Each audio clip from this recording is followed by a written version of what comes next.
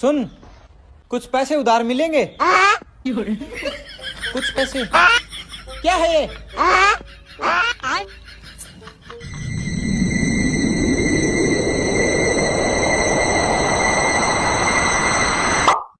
লোকে বলে দেওয়ালেরও কান আছে।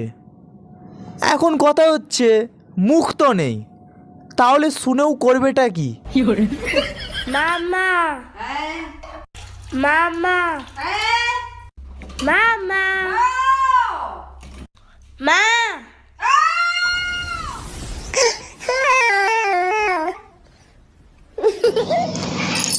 রা রা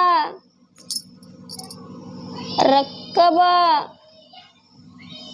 ইকাসকা ইকাসকা ইকাসকা।